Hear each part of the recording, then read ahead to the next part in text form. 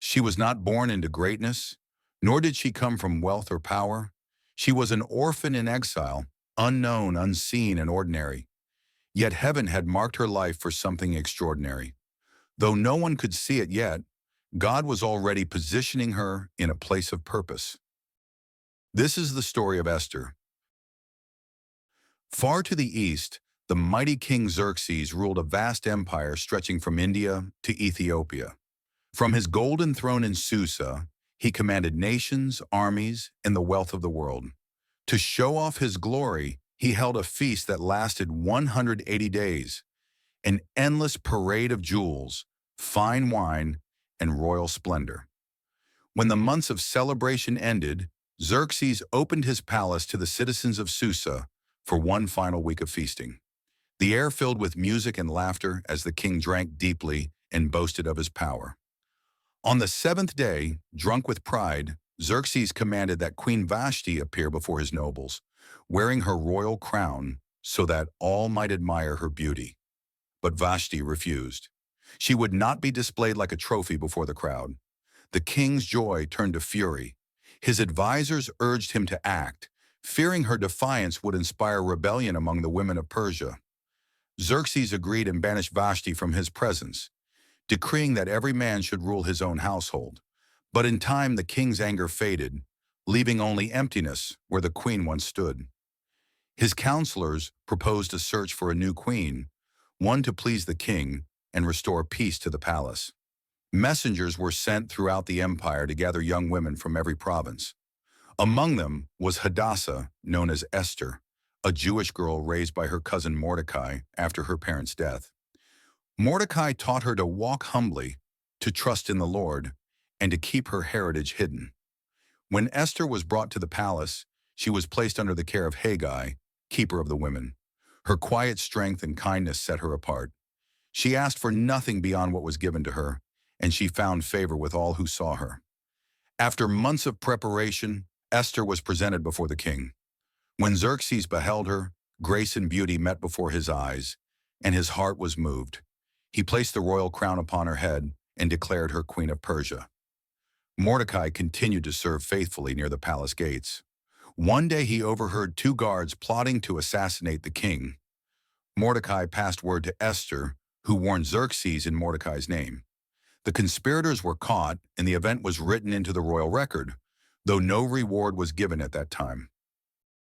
Soon after, a man named Haman was promoted above all other nobles.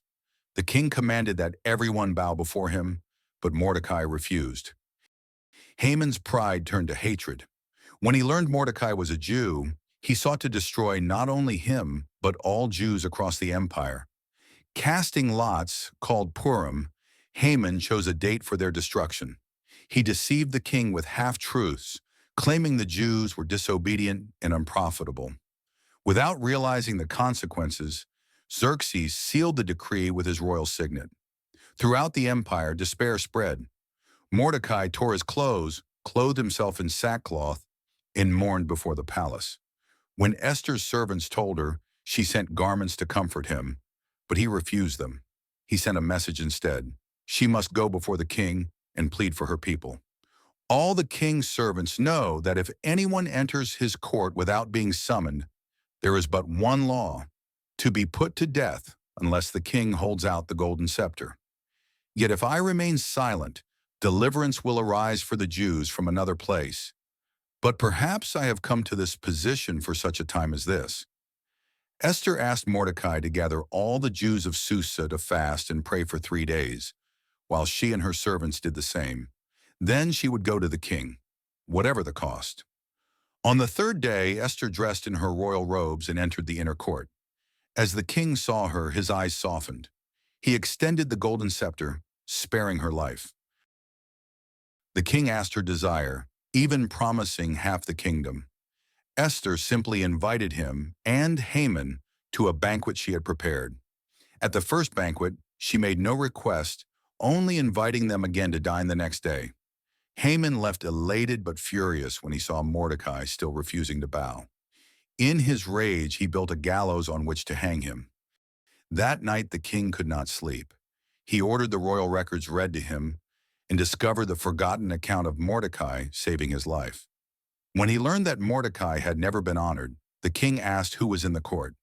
By divine timing, Haman had just entered to request Mordecai's execution. Before he could speak, the king asked, "What should be done for the man the king delights to honor?" Believing the king meant him, Haman proposed a lavish reward. The king replied, "Excellent. Do just as you have said for Mordecai." Haman obeyed, humiliated, leading Mordecai through the streets on the king's horse, proclaiming his honor. The next day at the second banquet, Esther finally revealed her heart. "If it pleases the king, let my life be given me and the lives of my people. We have been sold for destruction and death. Our enemy is this wicked Haman fury." He stormed out into the garden, and when he returned, Haman had fallen on Esther's couch, pleading for his life. The king's rage sealed his fate. Haman was executed on the very gallows he built for Mordecai. The king granted Esther all of Haman's estate, and she appointed Mordecai to oversee it. But one problem remained. The decree to destroy the Jews could not be revoked. At Esther's plea, the king allowed a new decree. The Jews could defend themselves against any who attacked. When the appointed day came, God gave them victory. Mordecai was honored, the Jews were delivered, and joy replaced fear across the empire. To remember what God had done, they established the Feast of Purim, a celebration of courage, faith, and divine deliverance. Though God's name is never spoken in the book of Esther, his hand is seen in every detail, in timing, in courage, in unseen protection.